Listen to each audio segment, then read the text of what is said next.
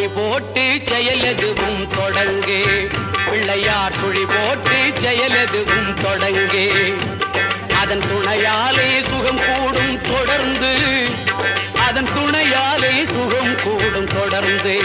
பிள்ளையார் சுழி போட்டு செயலெதுவும் தொடங்கு.